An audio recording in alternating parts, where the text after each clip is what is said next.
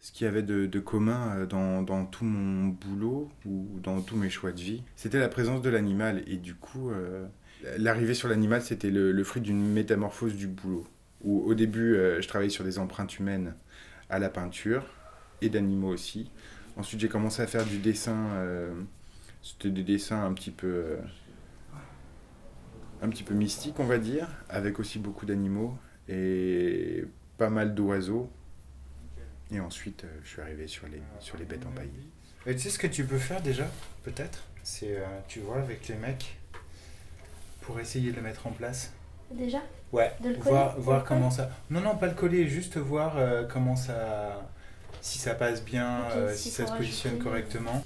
Pour ça, c'est important d'avoir. Moi, j'aimerais bien avoir un atelier à l'extérieur de chez moi. Genre comme l'atelier de Montrouge, mais à Orléans.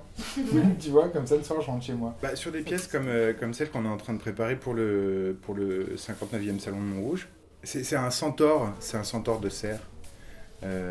Donc un buste humain qui est un moulage en plâtre sur un corps de cerf empaillé avec des branches qui sortent de sa tête. Il sera en train de jouer de la harpe. Donc c'est une pièce assez imposante et qui est très très chronophage parce que en fait la pièce est recouverte presque à moitié de perles de rocaille collées en cercle. Alors pour la deuxième pièce, j'ai proposé à Stéphane de ressortir la chevrette qui était donc chevrette, c'est femelle de chevreuil, qui était sur le stand du Salon de Montrouge de 2010. Alors, depuis, elle a rechangé de forme. Elle est en clou et en fil blanc, avec un réseau assez dense. Et elle va être enfermée dans une espèce d'igloo en peau de chevreuil et en perles. Et en fait, on regardera à travers une fente dans cet igloo et on verra la chevrette sous un certain éclairage. Il y a plusieurs choses qui caractérisent mon travail, et l'une d'entre elles, c'est la fragilité. Mon travail est globalement fragile. Et ben voilà. Je suis tombé sur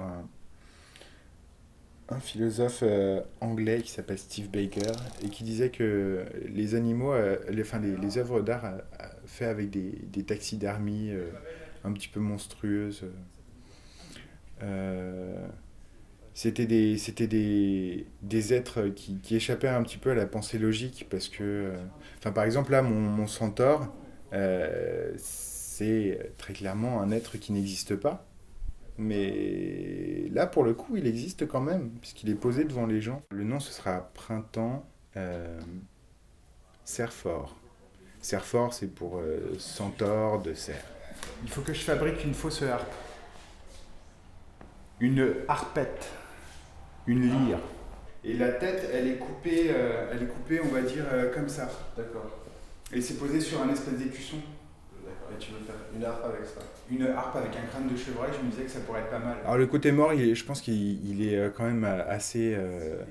il est en rapport avec mes propres histoires en fait, parce que j'ai eu pas mal de morts violentes depuis une dizaine d'années autour de moi, des gens très proches.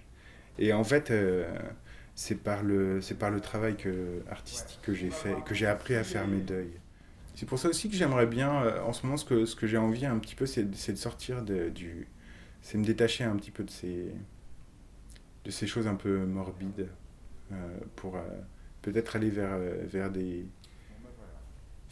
quelque chose de plus vivant.